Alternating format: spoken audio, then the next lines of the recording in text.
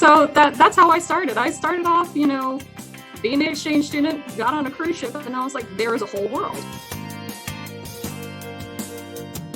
It was amazing to me, and I've made so many amazing people that have become my family.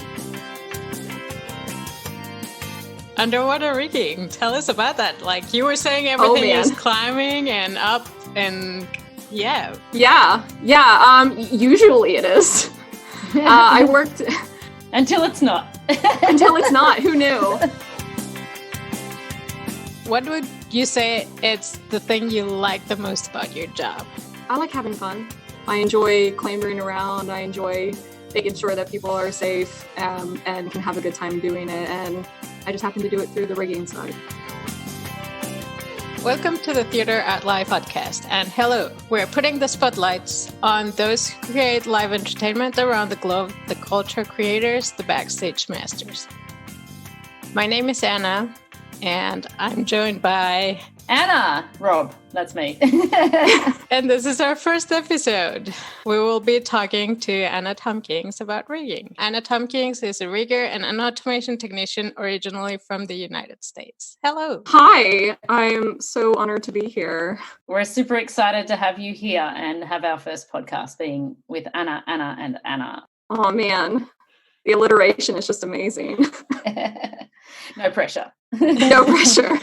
Absolutely. I'm ready. So where are you right now, Anna? I am in Jacksonville, Florida on my mother's property in a shed that she has so lovingly allowed me to convert into a gymnasium, a studio, a workshop, and right now it's filled with upholstery things that I'm working on. So that's where I am. I'm hanging out in the shed. Don't be surprised if you happen to see a lizard in the background. It's very pretty over there. It looks nice. It's all nicely painted and everything. Oh, thank you.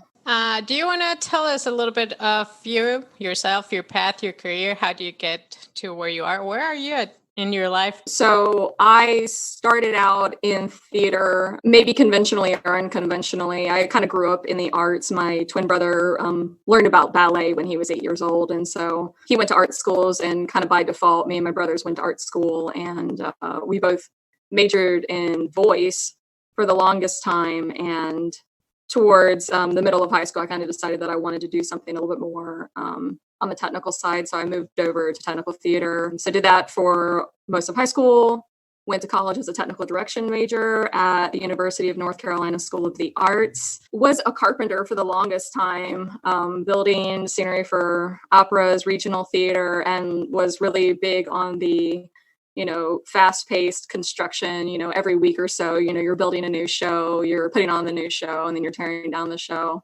And somehow that kind of merged into, we built all these things, now we need to hang it up. And I got really involved in the rigging side of that. And that's kind of been my focus over the last almost decade now, I guess. I mean, I've done probably every position besides sound design. I've done the quick changes. I've sewn on costumes. I've been a technical director. You know how it is in regional theater. You do every little thing that you need to do to get the show done. So we all kind of work together with that. But I focused more on the rigging and kind of swerve over into automation every now and then. I think we all kind of get into it for different reasons, but most riggers that I know are into it because they like climbing, and it's an excuse to go do fun things and harness up and get paid to do it. So that's where I started. I am kind of on the path of doing what the universe tells me to do. There have been so many opportunities that I've been afforded in life, and I take them as I see them, as they can meld appropriately in my life. And sometimes it's worked out, sometimes it hasn't, as life does. So my career has been just me trying to get out there, travel, meet new people, have a good time, put on some shows and entertain people. You've also done stints overseas. So what drew you to get overseas in terms of your work, and how did that transition happen? Because we often get talk about that in our webinars at TheatreArtLife, and how people often ask, how did you get to work overseas? So can you tell our listeners how that happened? Absolutely. I kind of got my first, outside of the United States bug when I was in high school. I was an exchange student to Slovakia for a year, and I kind of like had my eyes open to like the great wide world that, you know, was not Southern Americans doing Southern American things. And not to bash the South, that's where I'm from, you know, and that's, you know, we all love where we're from in some way or another. But I had never realized that, you know, only about 10% of Americans have passports, and I was like one of the few in the crowd. And so I knew when I left college, I wanted to be able to travel and to learn more, because there were so many different ideas and perspectives that my eyes were open to when I was an exchange student that I didn't realize were even possible. So when I got out of college, I immediately jumped on a cruise ship, because I figured, oh man, what a great way to get paid to travel and, you know, go onto the high seas. And my dad was thrilled because he loves everything about the ocean. So it worked out. It was a great way to learn about equipment, dealing with troubleshooting in an awkward environment, because oftentimes when you're on a ship, you're the only technician that handles whatever that department is. So you're forced into like getting an amazing in-depth knowledge on the equipment that you have. So, but one of the great things about that is that, you know, you can get off at just about every port, go explore, and travel. And so at some point, honestly, I don't even know how it happened, but I ended up getting a call to come over to Macau and join the House of Dancing Water about a year or so after I had done my cruise ship thing. And I was like, heck yeah, I want to go to China. That's cool. So that's how I started. I started off, you know, being an exchange student, got on a cruise ship, and I was like, there is a whole world. There was a whole universe outside of where I grew up. And it was amazing to me. And I've made so many amazing people that have become my family. I wouldn't change it. It's been an incredible adventure. And it's so refreshing to get a different story out of people, because they have different backgrounds. So you get a better perspective. So before we talk about something else, I do want to, for the sake of everyone else that doesn't know the industry as much as we do, what does a rigger do? Who is a rigger? What do you do? The most simple definition, I would say, is a rigger is an individual who facilitates the safe shifting of loads from one place to another, and that can change depending on what your industry is. So generally in the more industrial construction side, you see a lot of people climbing steel, raising things on cranes, and doing a lot of more building construction. When you merge over into the theater side, of course, we do a lot of the exact same things, maybe a little bit less on the crane side, unless you're talking about the actual facility. Generally, I've been focusing on the performer flights side of that. So it's basically anything above your head that is affixed, that is anchored, that is moving, has probably been touched by a rigger. We are the ones who are out there making sure that everything is safe and secure. It's seamless, you know, as soundless as possible. That's a hugely important thing, is not distracting the show with the sound of your equipment. Yeah, that's what we do. We climb around. We make sure people are safe. We have a good time. And the show goes on. It's beautiful. I love how you always emphasize the fact that you have a good time. I also have a good time when I do theater, and that's so important. It's so important. It's one of the most hugely important things to me, because I have worked in many different places, and one of the things that I try and stress with my colleagues is to remember that we're out here to help people relax, have a good time, entertain each other. And if you're, you know, distracted by your job to the extent that you're not having a good time, then maybe, you know, that you need to look at something else for a little while to refresh yourself, because you see it on stage. You know, if a performer is stressed out, or if they're, you know, unhappy, their performance changes. It happens the same backstage. Your performance can change just a little bit if you're not having that fun, if you're not making it fresh every day. That's one of the things when I send a performer off for their flight, have fun. You know, like for me, that's a reminder for myself, but a reminder for them that enjoy what you're doing right now. Take the time to focus on the absolute present, because the distractions in the world will go away for a little bit, and you might, you know, have to revisit them later. But for that moment, for those, you know, few minutes while you're on stage, it's about you, it's about the performers that you're working with, and it's about the audience. So I really try and stress for everybody else to enjoy themselves while they're doing that. It can be a very stressful environment at times, though. So how do you keep up with that mentality? Yeah, it can. My stress dealings for that environment, because you're absolutely right. I mean, you can do just about anything and someone can get hurt. You can secure something backwards. You can get so used to doing the same pattern that you forget about the pattern that you're doing. You can get distracted by another colleague during a show and you're not, 100% focused on what's going on stage and what's moving around. So that can be something that, you do need to make sure that you yourself know what's important at that time. As far as safety is concerned, and also reiterate that to your colleagues that, this is my focus right now, because at any moment, anything could happen and we need to be able to respond to it correctly. And so what I try and do personally, I go over like all the messed up scenarios in my head, consider what it is that I'm going to say when that scenario happens, how we're going to respond to it, what the most appropriate answers are. And of course, we, run validations, we run through rehearsals and scenarios and rescues for each thing that could happen as a department and as a company. But sometimes other things occur and you do need to be ready to respond to that in a calm and concise manner. And I think that's one of the biggest things is being able to deal with a stressful moment in a calm way, because if you're not calm, nobody else will be. And I think, Anna Rob, as a stage manager, like your like calming voice, your precise voice and understanding of what that space needs with those people at that time is so important for how the rest of the situation is going to turn out. Yeah, I think it's really interesting that you say that you go over scenarios in your head, because I think that's also my inner psychology when I'm calling. And it sounds very morbid, but I think that, training adequately or responding adequately to an emergency situation is not an automatic thing. It's a trained thing. And, like people who run scenarios in the military or in emergency services, they train scenarios so that they're prepared for them.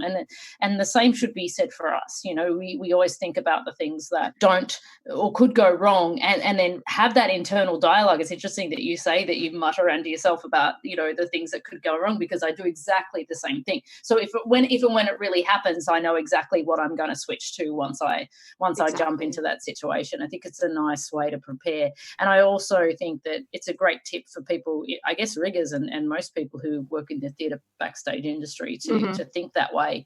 Even if it's not as dangerous as some of the things maybe we're doing, there's always risks, right? There are always risks. It doesn't even matter. You could be, I don't care what department you're in. You could sew your hand together in wardrobe. I mean, anything could happen. You don't know what it is, but it's about having a separate section of your mind that's reserved just for that part of your personality that is concise, focused, ready, and then having the rest of your personality, do whatever it needs to do. So yeah, I do. I am that person that literally will stand in front of a mirror, make sure that my face, is appropriate. I'm not looking like an idiot while I'm saying something that's important, but I'm also practicing the way that I say things so that they come off clear, particularly if you're working with individuals that don't have English as their first language. I feel like I've, over the years, adapted what I kind of refer to as international simplified English. And it's not to, belittle anyone who doesn't speak that language, but it's to be as basic and clear with everyone so that we can assure that everyone fully understands what it is that, we're about to do or what we are doing or what the situation is, so that you don't have any kind of misunderstanding that could lead to some other potential issue. Lowering your vocabulary scope. So it Yeah. And also teaching people what basic theater vocabulary is, because I know in my own industry, rigging specifically, a lot of individuals get into it from a climbing background or from an industrial background and not necessarily a theatrical base. And there's nothing wrong with that. You get great experience, you get great knowledge from individuals who do that. They bring so many things to the table, but sometimes they'll come into it not necessarily knowing what we would consider to be basic theatrical understanding, stage right, stage left. I can't begin to tell you how many times I've had to have that conversation, and there's nothing wrong with that, but we want to make sure that every individual is speaking the same lexicon even if we have different languages going on in our heads. We know that the right words that we're going to use so that everyone understands what that word is. Like when you say stop, we're talking about like a hard stop, or are we talking about a pause, or are we talking about a hold? Those are very different things, and they affect the way that a situation could go down depending on how you say that. So, a pause can just be like a slow deceleration and we're just waiting until something else is going on. A stop is, I hit that emergency stop. Everything is violently stilled itself to prevent further malfunction and injury, machine failure or something like that. So I think it's very critical for not just rigging and automation, but for like the rest of the company to understand what all of our basic words are so that we can be comfortable saying them. And we can be comfortable knowing that when we do say them, it's taken seriously. It's interesting. I had an experience on, I think I can say now, my last job, but it's been a while. But now that I'm in grad school, I don't really grad work. school. How exciting. I'm jealous. It is really cool. Anyway, so I got to this job. I was hired as a diver, but I also already had like 10 years of experience doing theater. And the first thing that one of the divers there took me on stage, remember, on my wetsuit and everything. And he's like, okay, so this is downstage, this is upstage, stage right, stage left. And at the beginning, it was kind of awkward and annoying. I was like, well, I know this stuff. But looking backward, I think it was so important and so valuable. And heck, do that to me 10 times. I don't mind. I prefer to over communicate in this way. Because also when we over communicate on what you were saying on like English terms, and then we use more words than we really should or need, and then that's another story. But yeah, just the basics. Tell me the basics 10 times. I don't care. Or whatever I really need to do the job. Yeah, I mean, maybe we can preface things when we're training others and basically say, I'm not, trying to insult your intelligence or your experience, but we need to go over these, policies. Everyone needs to hear it. Guaranteed, I know you know exactly what you're talking about, but I need to say this and make sure that you can understand it, so that when a situation does happen, we know for a fact we're all on the same page. So I respect that. It can be a little bit, I don't want to say insulting, but definitely a little bit frustrating when someone's like going over like the most basic of basics. And I'm just like, oh, yeah, I know that. I've been doing this for a while. Don't you know who I am? That doesn't help anything. But what it does help is making sure that we all know where we are right now in conjunction of where we came from and where we're trying to go. So you're a rigger, I'm a diver, and you've done underwater rigging. Tell us about that. Like you were saying, everything is climbing and up and usually it is. I worked until it's not. Until it's not. Who knew? I did a gig with in Las Vegas a couple of months ago, I guess last year now at this point. And obviously that's a water show. I didn't really fully understand it at the time, but I would be expected to be underwater. And that's fine. I have a dive certification as well. It was definitely very different. Fortunately for me, the actual rigging aspect of it was on the more basic side. There wasn't anything too terribly complicated. It's about like getting this net here, making sure it's hooked up correctly, double check it's hooked up correctly, give your clear, carry on. And, everything is bueno. My biggest thing was not having a large diving experience in the past was buoyancy. My thing was the underwater part. I floated away so many times, and I would be packing on weight into my BC. The show would go on a little bit further. My air would be running low, so I'm a bit more buoyant. So towards the middle of the show, I'm like putting on a couple kilos, just to make sure that I can stay at the bottom and not, float away whenever the lift decides to move, or run my tank into something like while I'm trying to like aqua sprint from one side of the stage to the other to like go grab something to get it to the other side. And it's just, that was something special. I would love to do it again. I definitely had a time trying to learn it, and it wasn't really the rigging part, it was the being underwater part. It's really the combining of the skills, isn't it? Right, because you've scuba dived and then you've rigged, but it's like obviously when you're trying to do that to a timed sequence. I mean, I've done a scuba certificate too. I would be the worst at that. I'm the worst scuba diver you will ever meet. Well, you could learn. If I can learn, then so can you. But no, my biggest thing, in the performance rigging side of things, you have a form of communication that you're constantly on. It's either, a headset or radio, something like that. You're constantly in communication. So you can always say something when something is happening. But when you're underwater, the majority of the people down there can't talk to each other. You've got like two people on either side of the stage who have a dive comm where they can communicate with the aquatic show caller in the booth. But other than that, you're straining to listen to the music that's going on upstairs above the water. You're straining to listen to the click track to make sure that you're getting your tempo on time. You're trying to hear it all while you're breathing. Like, breathing is so loud. Like that was so frustrating to me because I would hold my breath while I knew that a cue to disconnect something was about to happen. Nets go. And I'm like, and I would hold my breath for like a whole 30 seconds because I'm just like, I know it's here. I remember the thump thump. The thump thump is okay there, and disconnect go. And I'm just like trying to like spool everything back up, get it to where it needs to go.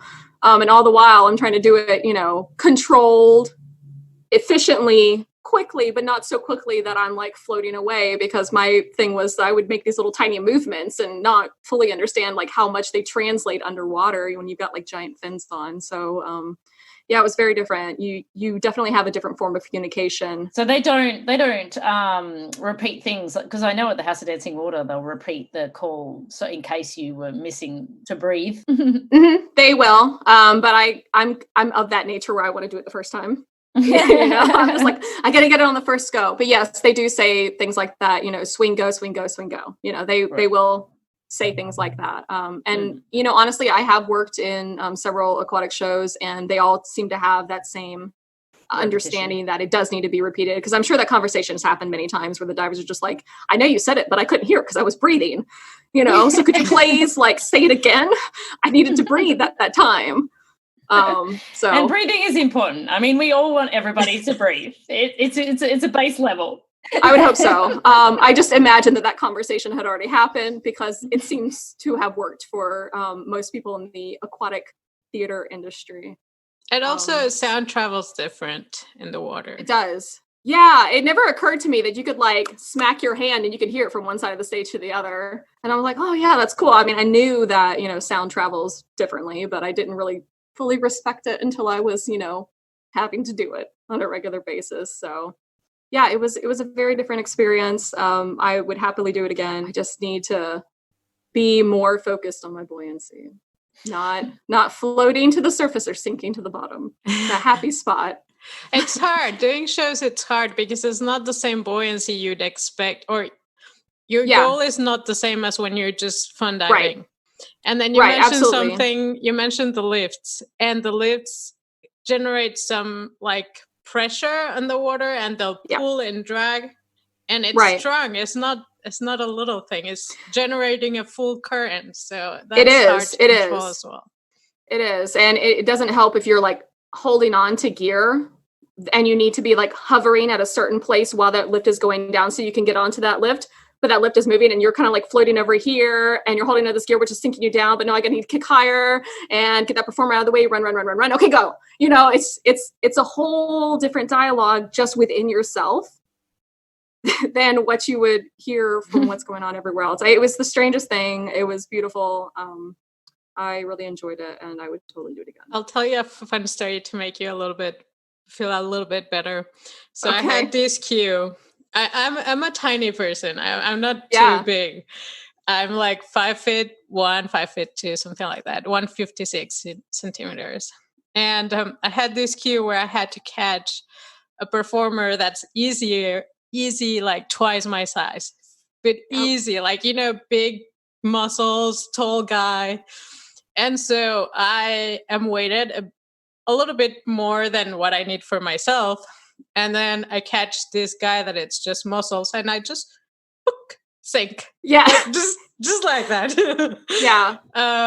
So yeah, I had to train and, learn to swim with the guy, but I did it. Everyone laughed so much because a little thing like me was carrying this big guy. The guy couldn't move. I had to do all the swimming. It was great. I loved it. But yeah, it's you do need to learn to manage all those things? Well, you learn different techniques based on, who you are and what you already know. So I'll play off of that. At the end of the show at O, two of the riggers who are underwater, the only two riggers that are underwater, will swim out on stage, and we catch this little finale basket. And I was one of the shortest people there. So my problem was being able to actually reach the basket to catch it. So I had the biggest problem because I would eventually reach it, but I wasn't actually touching the stage. So I couldn't run with the basket to get it where it needed to go because I wasn't touching the stage. So I learned that I needed to stand on top of my fins to get those extra 3 inches to modify myself to do that. But I mean, we all we have different techniques to do things. Like I have a different technique to rescue somebody than, a dude who's twice my size does. Like he can brute strength something. I'm going to use some sort of mechanical advantage. You accomplish the same thing.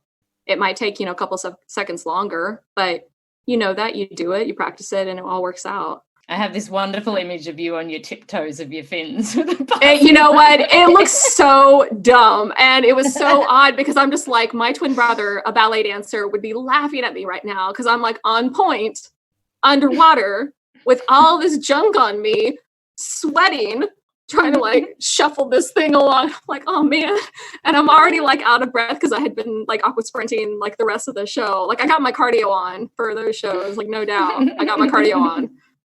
So I'm definitely happy for that. So yeah, not all rigging is above the air, and I guess not all rigging is underwater. You find that you need to mix things around for whatever the show calls for. Well, you also have ground riggers. Yeah, you have ground riggers. So you have those individuals that, for whatever reason, aren't in the air. Either they're not certified for that, they're not comfortable with that. But you absolutely need people who are on the ground who are going to secure equipment and have it all prepared for the people who are in the air, so that the people who are in the air, who are the ones themselves at risk, can do as little as possible. So it's really important to have folks who are on the ground and knowledgeable about what they're doing and can communicate clearly with how things are meant to be moved and coordinated on the ground, so that those people who are in the air or underwater can focus on their own safety and the safety of their colleagues that they're working with, and don't have to necessarily deal with the minutia of making sure that the shackle is the right size. Yeah, I mean, we're all in different places, so I guess folks have specialties, but it's nice if you can kind of do all the things so you can respect what it is that other person is having to go through,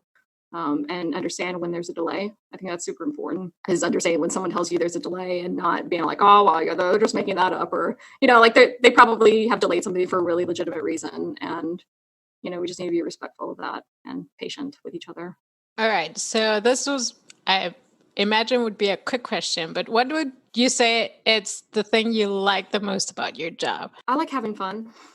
I honestly this sounds really stupid. This sounds really lame and probably the silliest answer ever, but I really enjoy having a bird's eye view most of the time of watching performers and the audience enjoy themselves. I get a huge kick out of watching a rehearsal where I know an acrobat is practicing a new skill, and they've been practicing that thing for months. They've been on that flip for months, begging to get their body ready for it, and they do it on stage. And I'm just like, yeah, you're awesome. You did it. Yes, you're amazing. So I just happen to do it from a different perspective. I enjoy clambering around. I enjoy making sure that people are safe and can have a good time doing it. And I just happen to do it through the rigging side. So that's honestly what I enjoy the most. I just facilitate it a different way. And then if you could change anything, what would you change, either from the rigging world or the industry itself? I think for all the things, I would maybe not change, but encourage all of our colleagues, our employers, our employees, the folks that we deal with on a regular basis or not a regular basis, to take a moment to stop and encourage each other to pursue what it is that they're trying to pursue, to gain knowledge where it could be gained, and to go out there and just be badasses. Why? I've seen it so many times where you're on a show and someone has a bit of knowledge and they don't want to pass it down because they've been in the field for so long, and you're just like, oh, I've earned this knowledge, but this newbie's coming in and they want to do the same job, and it's just like, you know what, they are eventually going to do the same job, and it behooves all of us to make sure that we all know how to do the same job with as much efficiency, proficiency as possible. So I would hope that more individuals take it upon themselves to be proactive in building their companies and their communities and making sure that everybody has a chance to succeed. And, even if it means merging over to different departments or, cross training, I think that's hugely important, is cross training. But yeah, I want to see more people sharing and caring, loving what you do and understanding that, at some point there's another generation out there and they need to learn to love it and respect what it is and the work that you've put through to get where you are, but they also need to learn. So I think that's a wonderful answer. I think that I would totally concur with that, and I love the idea of sharing your knowledge, between up and down and around. And you're, a lot of the time, I guess you experience that more than I. In America, people train in one lane and they stay in that one lane, whereas when I come from Australia and this industry is so small, you do everything. I've soldered microphone cables and I've rigged lights and I've been a mechanist at the back or a carpenter at the back of a theatre. And in that is you learn the respect of everybody's role as you work in the theatre. And I think that's an amazing training for people, and respect the people that are around you. And the show, a good synergy of a show is built on that, right? Absolutely. And even if it's not a tangible thing that people can put their finger on, when the audience come or they don't consciously acknowledge it, they feel that in some way, and I think that great teams create great shows, and I totally concur with you on that. I think I love part of the reason we do TheatreArtLife is to share that knowledge and to share people's experience and share people's, make people better at what they do, whether you be 65 or 17, right? Absolutely. I think the more that we can do to share what we have, you're right, the better off the company is going to be, regardless of what your position is, regardless of where you came from and where you're at right now. We're all trying for the same thing. So we all need to be respectful of the person that's sweeping the stage. It's just as important as the person that's calling the show, and they need to be treated and understand that, we're all there for the same reason. So that's what you mean by wanting to be an action heroine. I think that's so cool. Your idea of having a great team. I don't know what your idea of being. No, I mean, that's pretty much it. Honestly, ironically, I happened to pick a place where I had some paintings. So that was not intended. But what she's referring to is there's a section in my CV where in my related skills, I have had listed there dreams of being an action heroine for probably 15 years. I've had it there for ages. And I put it there, I think originally as a gag, because I thought it'd be fun. People were going through resumes, they read those things, hundreds of them a day. They're probably bored, it'd be nice to have something refreshing. But it was also a way to remind me that I'm out there and I've got a goal and I'm going to be a badass doing it one way or another. And maybe I'm not going to be, Lara Croft Tomb Raider or the Yellow Power Ranger or, Lady Indiana Jones out there, but I can in my head. In my head, I can have that same attitude in my field.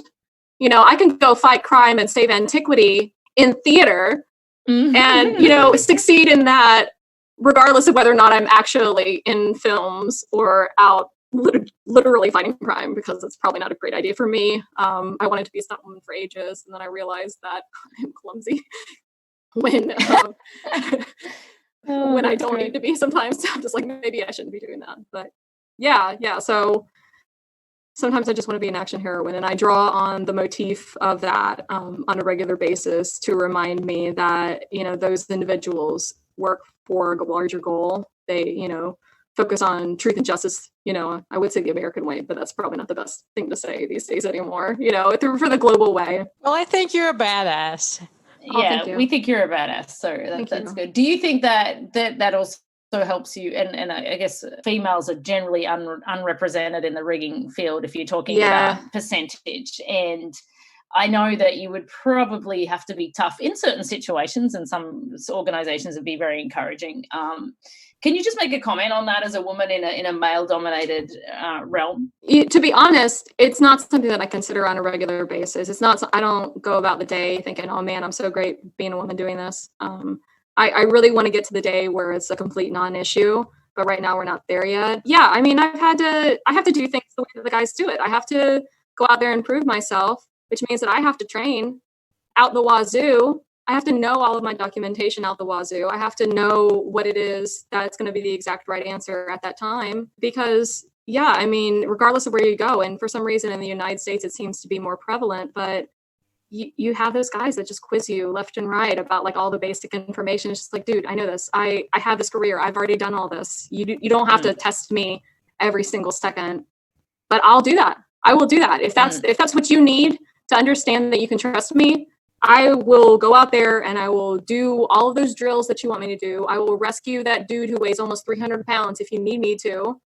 because you need to know that I'm just as capable as you are. Yeah, I'll probably do things a different way.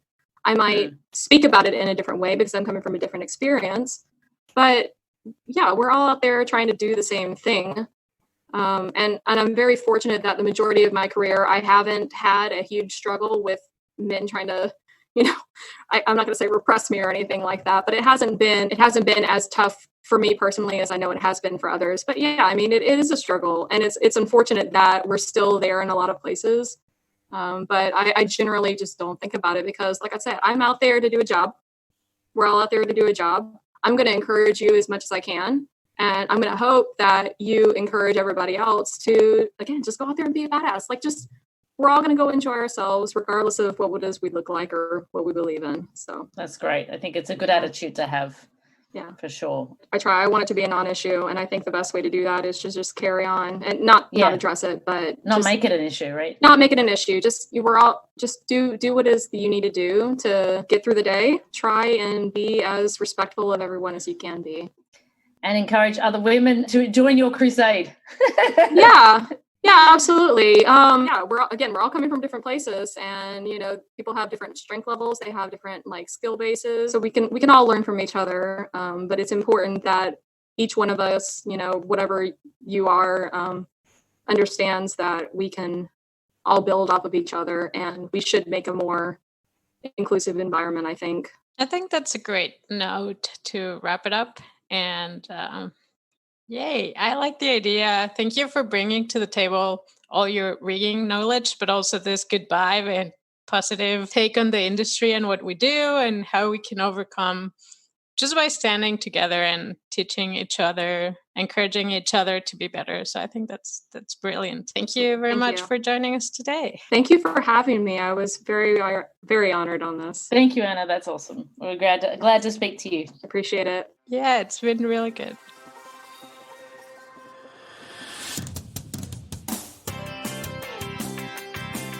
Please write a review on our podcast, wherever you listen to your podcast, and let your friends know about us.